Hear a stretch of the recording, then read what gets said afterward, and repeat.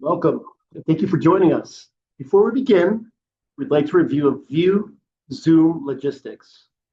You heard it when you first entered Zoom, but we want to remind you that this meeting will be recorded and shared on social media and YouTube to ensure that the community is informed. Additionally, to minimize background noise and avoid technical disruptions, all microphones will remain muted through the presentation. However, we absolutely welcome all of your questions. Please submit your questions using the chat feature. We will address all questions using the Q&A portion of the session.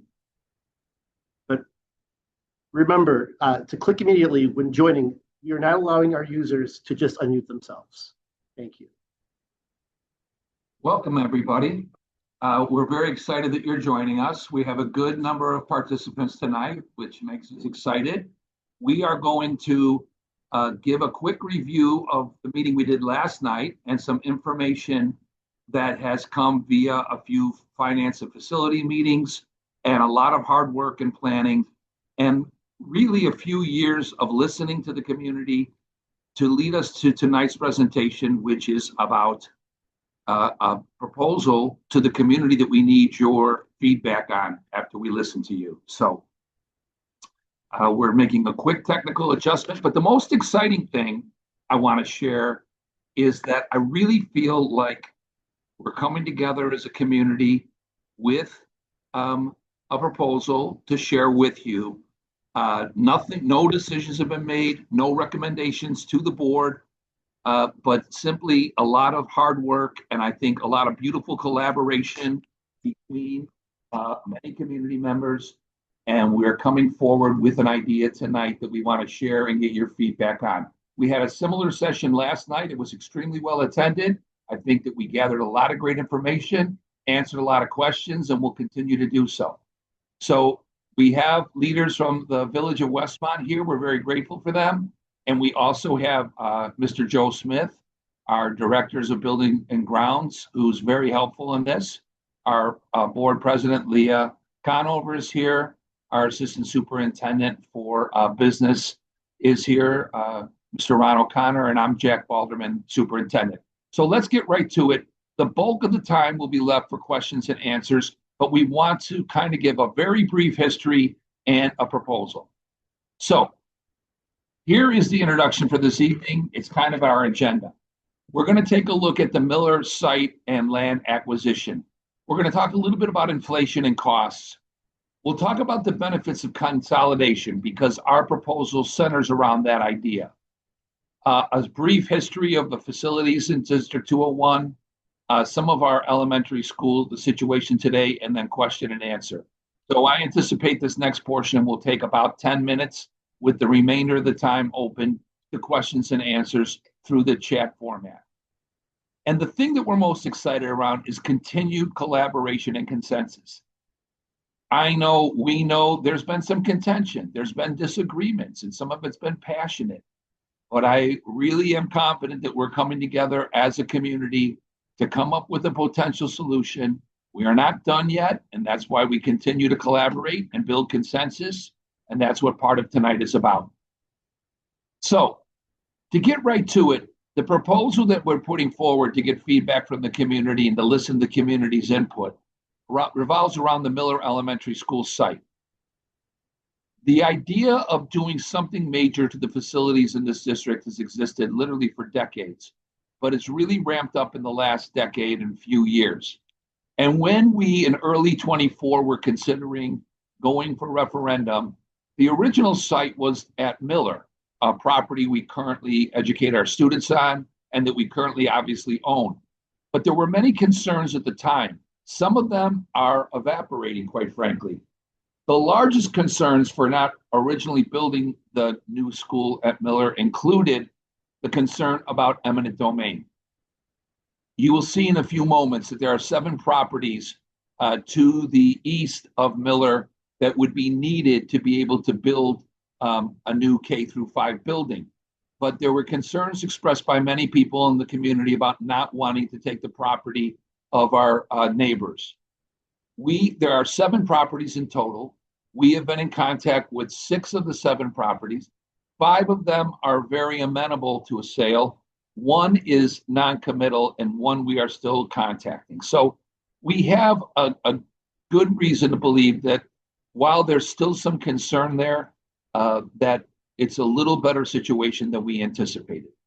The other thing that steered us away from Miller initially was concerns about traffic. We think that we are solving that, and especially since the village has addressed some of the road work around the Miller site. But that was abandoned in early 24 because, or in mid 24 for those concerns.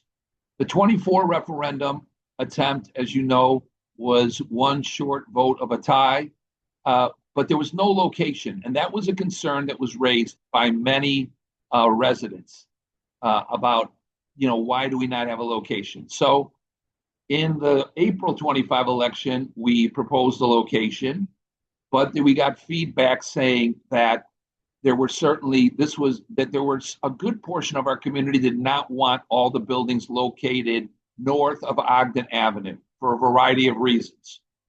And that leads us back to today. The building, the proposed site would be back at Miller with new road work that's been done, with addressing the idea of purchasing property from our community members. This is the proposed site. As you can see, it's almost double the space of the current Miller property and would allow us to build a proper K-5 building. And as we've said, there are 7 properties. We have 5 people who have expressed interest and are amenable to this proposal. We have 1 person who is still doing some research and contemplation, and 1 family we're still in the process of contact. But there's a great opportunity here to trade the Manning property and have a net gain. So the other thing that's really favorable about this option that we've explored is that some of the other properties that we looked at, and trust me, we scoured the entire community, was that they were rather expensive. We looked at Naperville Road, we looked at the Ty Warner property, we looked at other options. This is probably the most economical of all the options, and we are confident that we will have a net gain if we sell the Manning property and purchase these 7 properties. What are the benefits to building at the Miller site? Well, you can see a visual here that would allow convenient off-street drop-off and pickup. Our architects, this is a preliminary sketch. This is not anything we've committed to.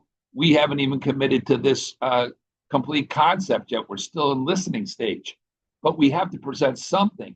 So one of the issues was the drop-off, and this version allows for convenient off-street drop-off and pickup. There is the possibility, as you can see from this illustration, that we may not need to displace students during construction. So we could educate students in the current Miller building and then do a lot of the work around the rest of the site. That's not a commitment. There have been no final drawings. It's just one of the options.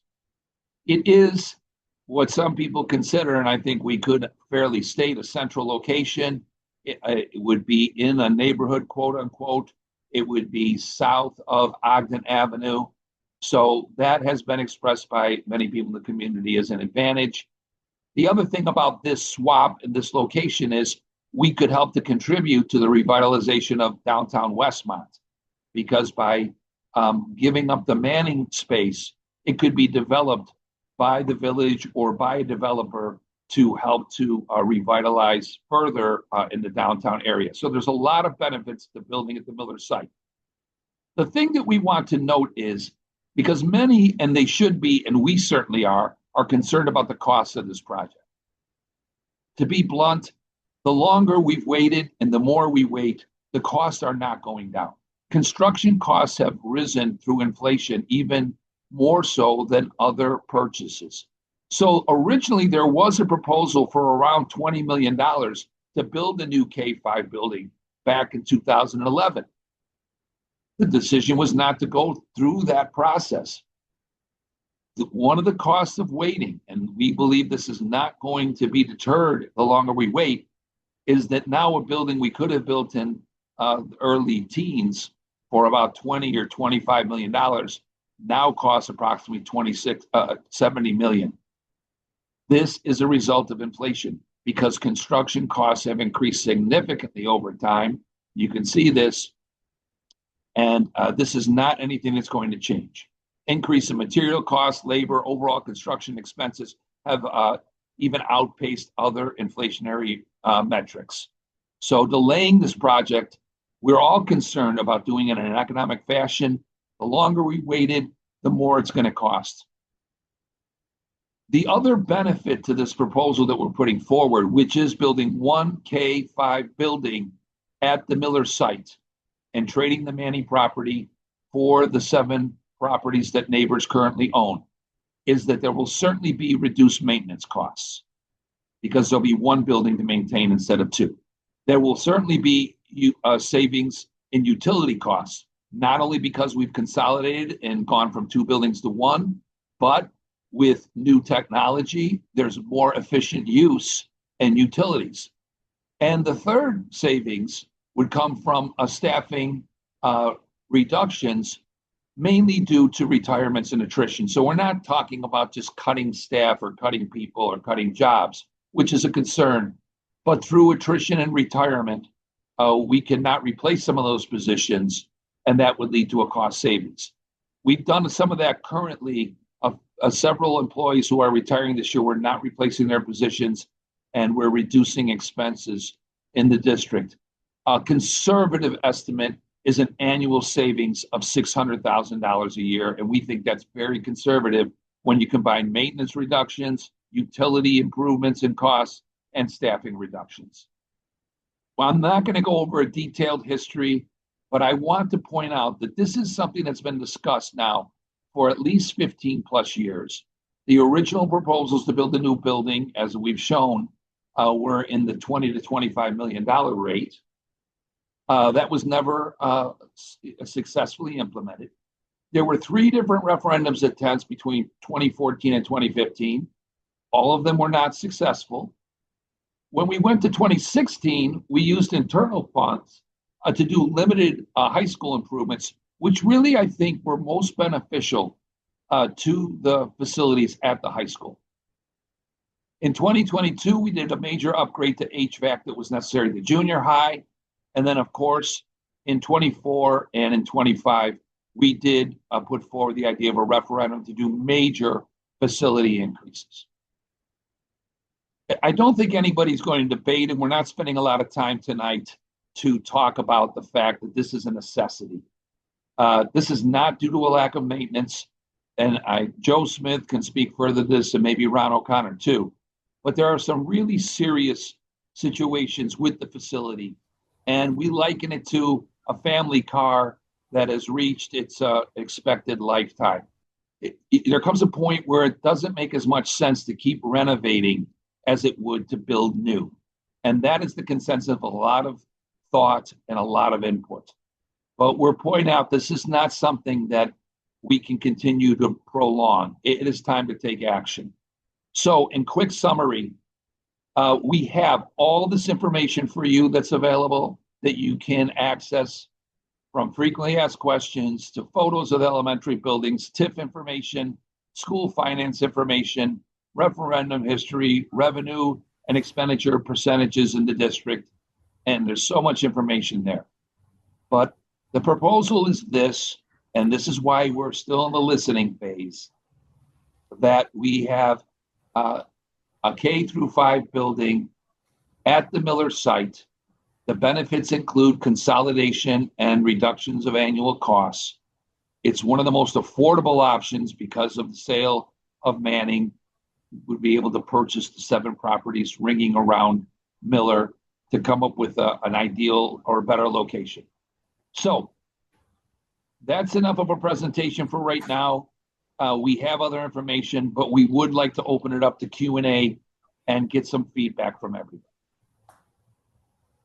If you could enter your questions in the chat room, that would be most advantageous.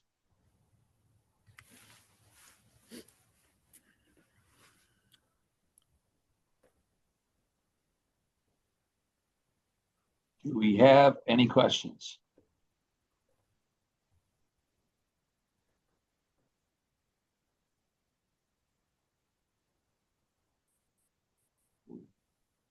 First question is, sorry if I missed this, but what is the basic timeline for construction?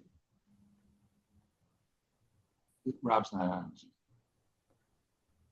Is Can you unmute? Rob, our architect, is here. He's probably the best person to give us an idea. Rob, could you jump in on this?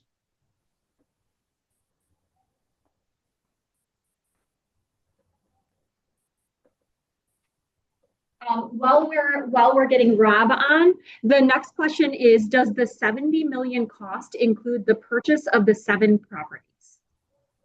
That's a great question. So the question once again is, does the $70 million cost include the purchase of the properties? What we're proposing is that the sale of the Manning property would pay for the purchase of the 7 properties, and we're anticipating that we would have a net gain there. And then the 70 million would go for the construction of a new K-5 building on that site. Great question. The next question is that we have heard that the village is planning to buy Manning. This would increase our taxes along with the cost of the school. Can you share about this? We'd like to turn this over to Spencer, if you could unmute him. But I think he would be in a better position to answer this question. Can you unmute Spencer? There he goes. Spencer, thank you so much for being here. Can you tell anybody who's on the Zoom who you are and your responsibilities and Village of Westmont leadership, please? Why can't we hear? Is your volume up, Spencer? We can't hear you. It's fine.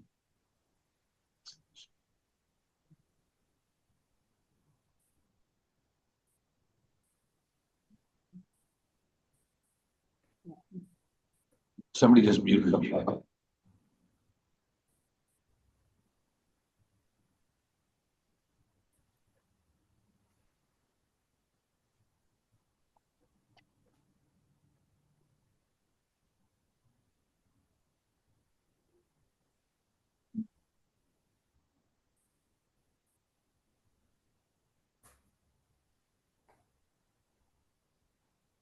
I'm cautious to answer for Spencer, so. Is this any better for hearing me or yes, not? Yes, it is. We can hear you, Spencer. Please. Thank you so much. Yeah. So I will talk through that then. So I will say the key point is whether it's the village that buys it and then sells it to a developer or it's a developer buying it, it's actually the opposite of the concern. It actually causes a benefit to the taxpayers. So this is not something where you'll increase your taxes to purchase it. If the village buys it, then it just sells it to a developer, or perhaps a developer would just buy it themselves and be able to develop it. And then the benefit of that is it can generate additional money on the tax rolls. And so the key of this is based on some of the developments we've seen happening around downtown so far, we estimate that this could generate about $800,000 on the tax rolls that doesn't come from the residents. So this is new $800,000 that would be going to the government entities. So a big chunk of that goes to the school, a little bit to the village, to the park, to the library, to the county, all these different entities. And the governments can use this to provide services to you as the residents without it coming out of your money. So this is a way that you can benefit from the development. You can have the services as if you were paying the money, but it's an extra $800,000 that comes from the development alone and actually just goes to help the residents without them having to have it hit on their tax bill.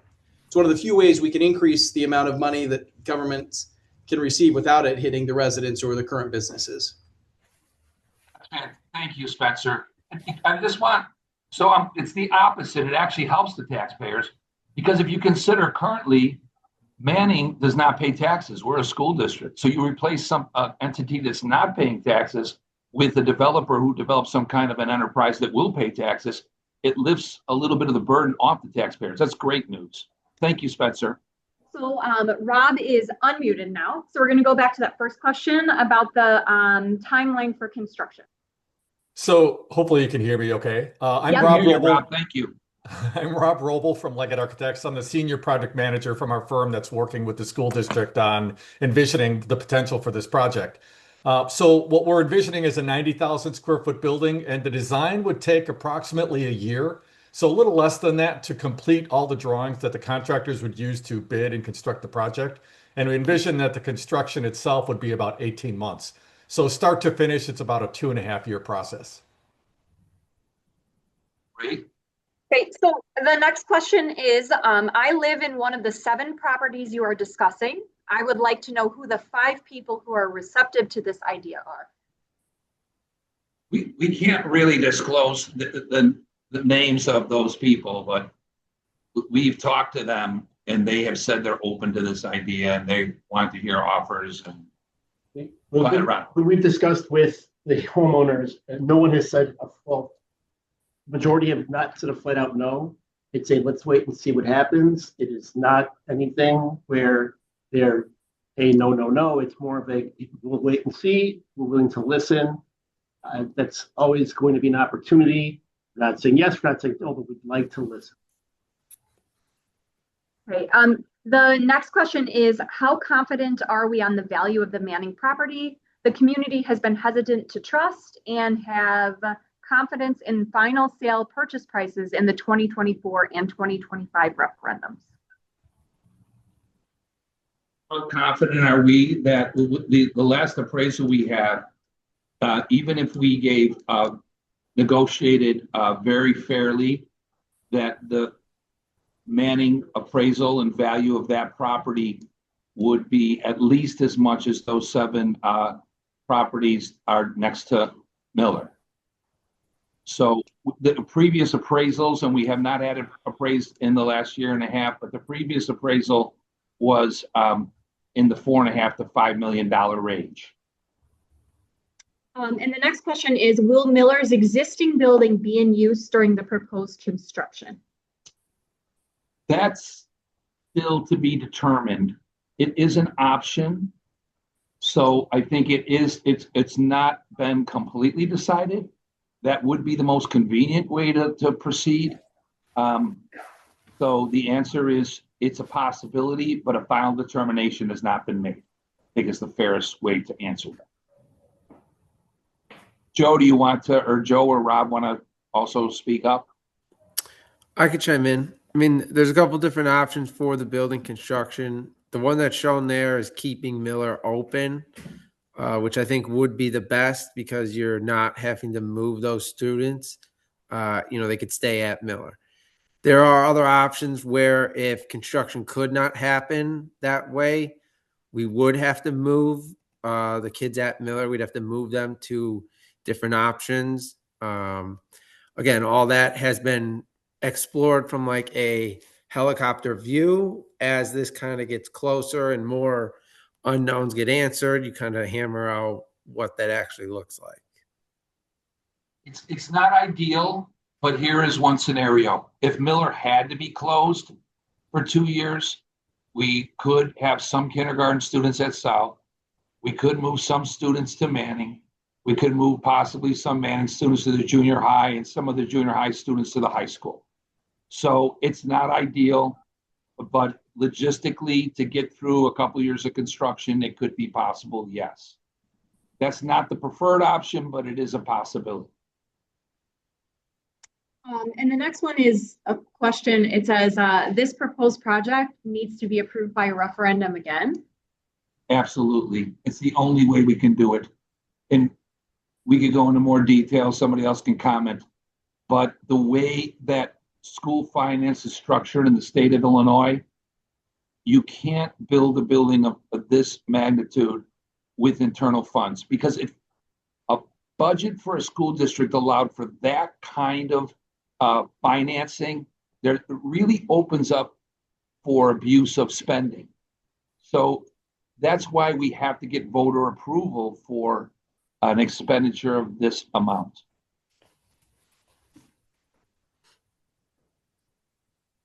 So the answer is we must go to referendum to make this happen. Yes.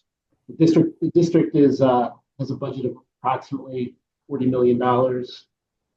70 to 75 million is definitely out of the realm.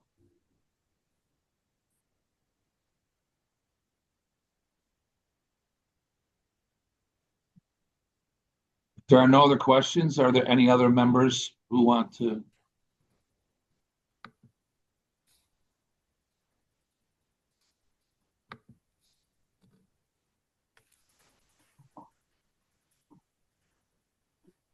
There's another question. Have we looked into how other school districts are able to afford school upgrades? Do they have donors or something? Almost every district that borders us and in this region has funded a project similar to this in the last decade or so, or the last 20 years. This is the vehicle for new facilities in the state of Illinois.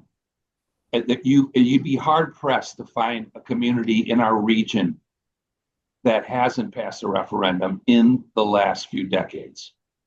I think that's a very fair statement.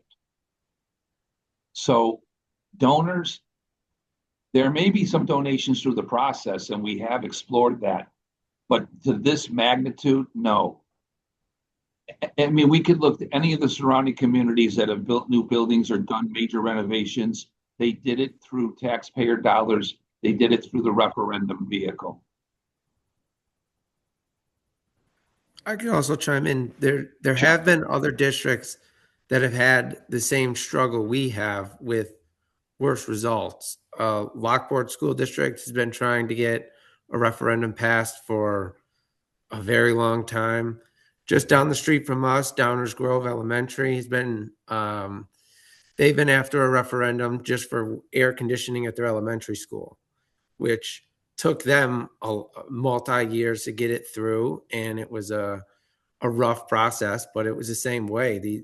These projects get to be at such a high cost that there's no other way to take care of these things than a referendum. The next question is the next question before that is the district prepared to lay out concerns related to enrollment in the district? And if a tax increase is justified, this was a heated point in the past. Enrollment projections all point in one direction, which is pretty steady enrollment.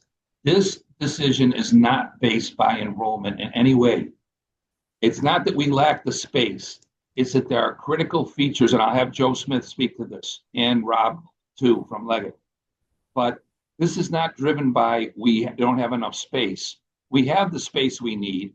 We don't have, contrary to some information, excess space. We have the right amount of space, but this is not driven by a lack of space.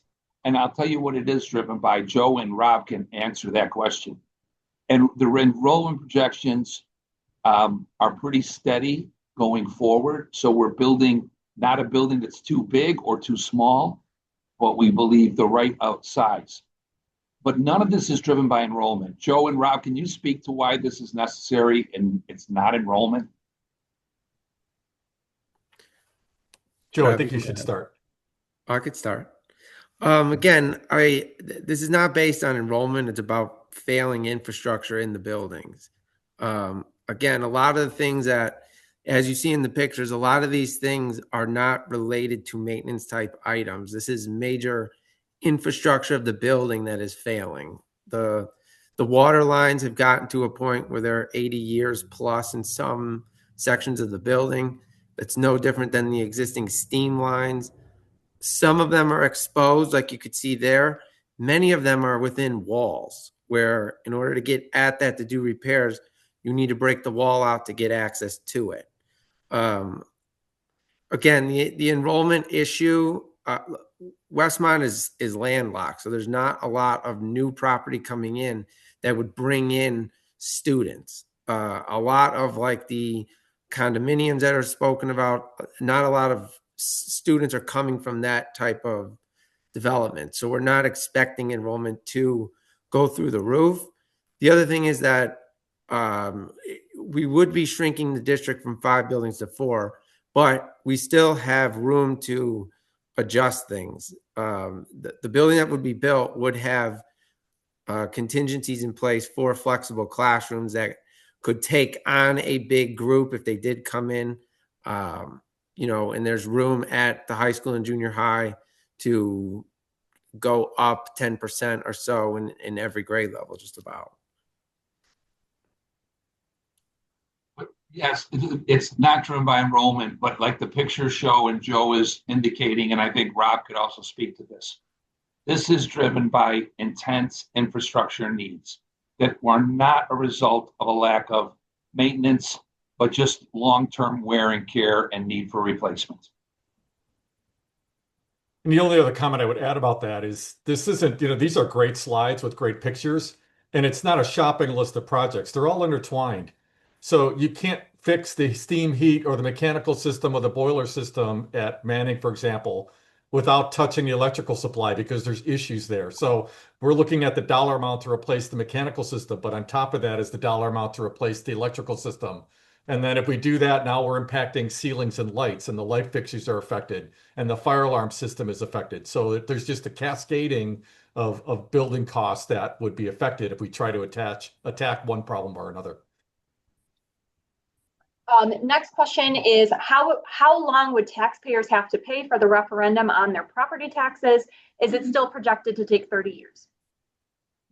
There are 20-year options. There are 30-year options. It all depends. Of course, the longer you prolong, just like a mortgage, pay less up front, but in the long run, you'll pay more. If a 20-year is to exist, it'll be a bit longer. We will explore both avenues. The other piece to look at is if the bonds are callable or non-callable.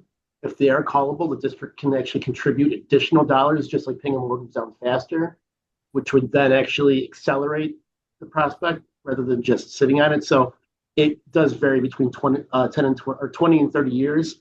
That is something that we are looking at with our bonds council. The initial estimate is that this will add about $1,000 to each home property tax bill, depending on the home's value. Is it still estimated that this is the approximate amount? There's a tax calculator. If you can go to that. So in the sheets in the very right, there is a tax calculator where you can put in your home value. Also in that slide, it'll show for you like whatever exemptions you have on your property, so that can help you deduct, and it'll kick out an approximate amount depending on that value. Right now, that is, again, it's an approximate amount. It depends on the rates at the time. It depends on how long the bond will be out there for, but it gives you about an idea, right? So that's kind of what we're giving you for now.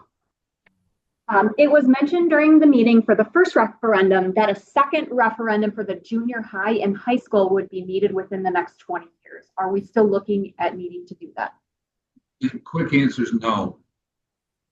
There may be a time in the future where that is, but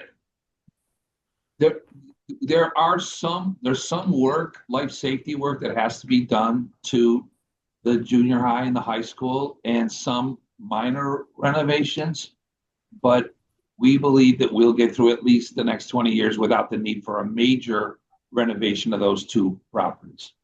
I agree with Jack. I think with the work that was done at the junior high with that HVAC project, that has put that building in a very good situation for the next 20 years. The junior high has some roofing needs. The high school has some needs that are substantial, but I think between the capacity we have for life safety bonds and the capacity we have for working cash, I think we can keep those buildings in a good condition with that type of funding. In terms of square feet, will the new building be bigger or smaller than the total size of both current buildings?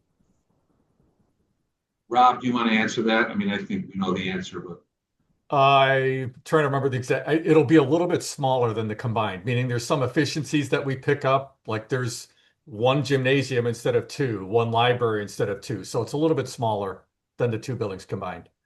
I will add too that the district is looking at value engineering so that we make sure that all the space would be utilized with planning for the future. This is not just a rubber stamp. This is something we're really taking issue with from every single square foot. Is there a current roofing problem at Miller or Manning? What mechanical issue caused the school to close for a day or two at Manning due to heating issues? Currently at Miller and Manning, there is no roofing issues. The mechanical issue that happened at Manning that closes school, we had a boiler issue. I think there may be confusion because the recent closure was actually at the high school. It was not at Manning. But Manning has had many heating issues in the past due to the boiler. Beyond that, there's a lot of issues with condensate pumps, which I can explain, but it's kind of in depth to get into that. There's a lot of steam Do a quick control. summary that you've done for the board and for us before about how the high school had a backup system that allowed us to remain open, but that Manning does not. I mean, can you talk a little bit about that and the real concern about that? Right. So if you go back to the pictures of the boilers of Manning, we have two boilers there, but a few years back, there was a failure with the burner control on the boiler, which is not shown here, but it's in front of that picture on the right where the tubes need to be replaced. But the control of the boiler there is obsolete. We're not able to get parts for it anymore. The only way we can keep that alive is essentially finding it from somebody who is taking it out of service. We've gotten lucky in the past getting parts that way for it. But the dilemma we have there is that if that boiler goes down, we are not immediately available to get parts to get that back online. The high school has a system of redundancy where we have a total of 8 boilers there, where we can operate things there off of 2 boilers. We can operate things off there with a sense of redundancy. If we have ones that go down, we have other ones that we can use that can keep the building going. But again, at Manning, we don't have that option. A few years back, I believe it was 2 years ago, in an emergency situation, we had to replace the burner control, which was an immediate emergency situation. It cost us about $20,000 to put that on the boiler. Again, just to get a functional boiler.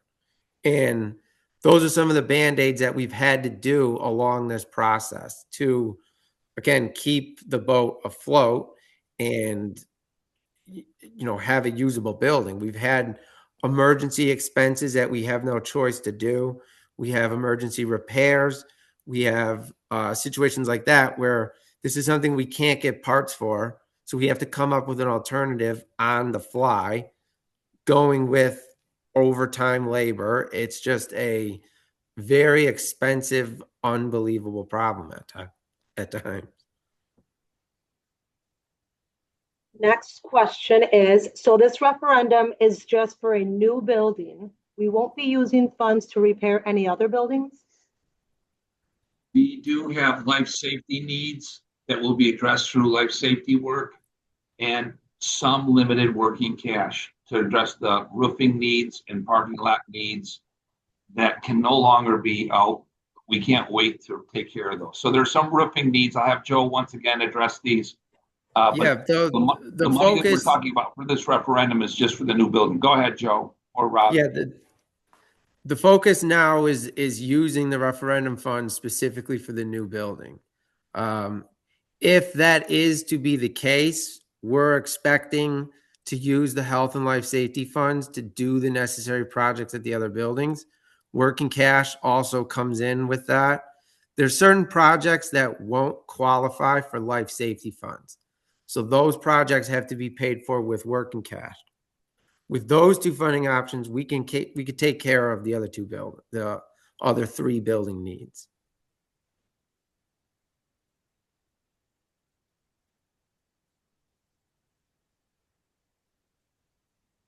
I want one more.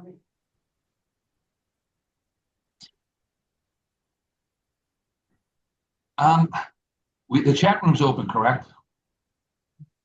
So Here, there's another one. Another one just came in. Attendance data shows that enrollment in D201 has decreased by 18 to 20% over the past 30 years. Do you anticipate that enrollment will continue to decrease over the next 30 years? That is a fairly accurate statement, but enrollment has stabilized over the last few years. The best way to describe this is we have approximately 100 students per class. So there's 12 grades, 13 grades, if you will, and we have approximately 1,300 students, a little bit less than that, right? Kindergarten plus 1 through 12.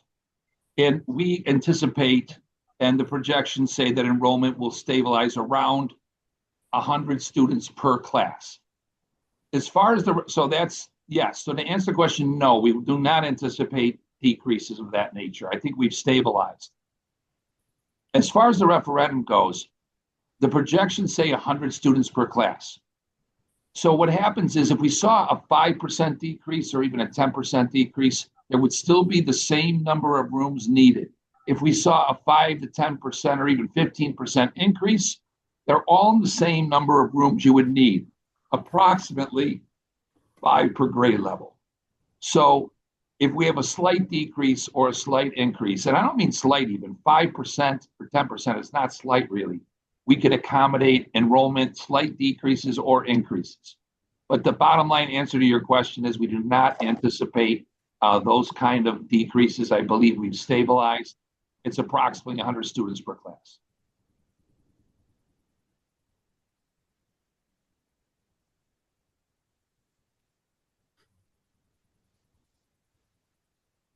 If there are no other questions, I want to put a question to all of you real quick just to get some feedback. And this is not our last session. We have a session on May 19th, and I don't anticipate that that'll be our last session.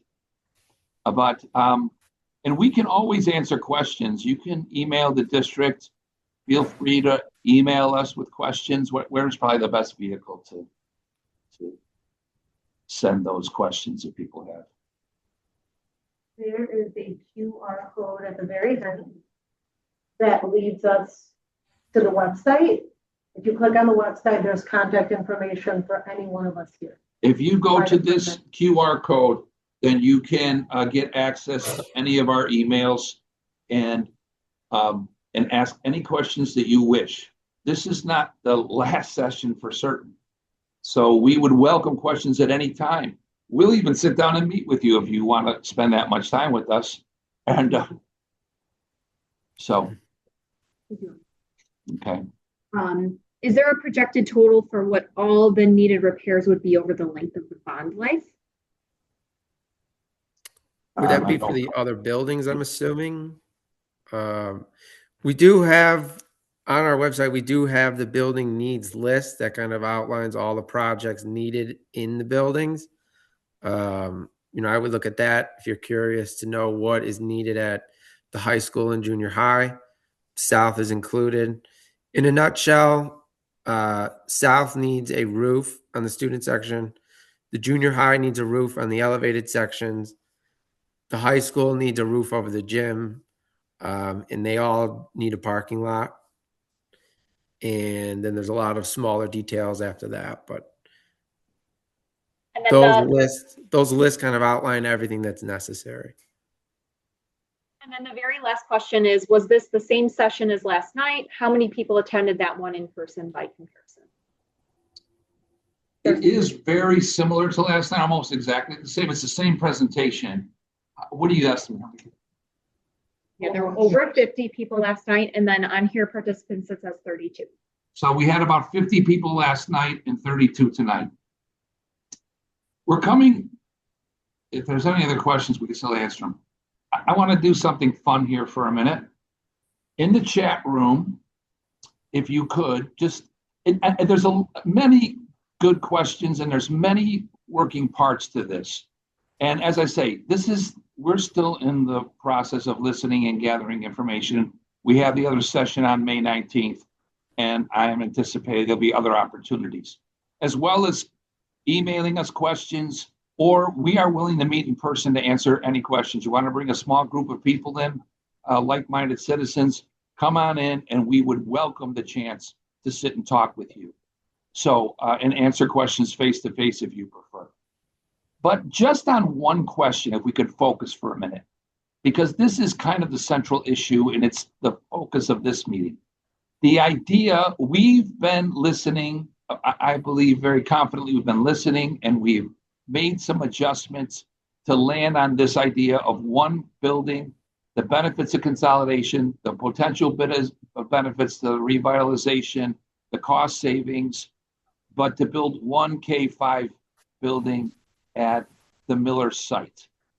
That option, compared to other options we've talked about, I'd like you to please, if you could, give an answer 1 to 4 in the chat room. Just give a simple number. 4, strongly agree, that makes sense, this option. Give us a 3 if you agree, a 2 if you disagree, and a 1 if you strongly disagree. We're trying to gather information and evidence. So if you could just, and we're not going to track your name or anything of that matter, if you could just put in the chat room 4, 3, 2, 1. We're trying to get, listen to the community's input here. So, can they see that or only us? Thank you, unless anything else? Okay, Edith is going to put into the chat box contact information if you're interested. As I say, we are most interested. We're easily accessible, Vmail, phone, come meet with us in person. We would welcome that. We're a small enough community that that's our advantage. We've met with people in the past face to face. So thank you so much for attending tonight. As I say, we're still in process. The board and administration are still taking input. But thank you for taking time out of your evening to be with us. Oh, there's one last question if you can answer it. I totally understand the need for a new building. You know what? It is not a question. It's a statement. Apologize. Yep. Thank you again, everybody.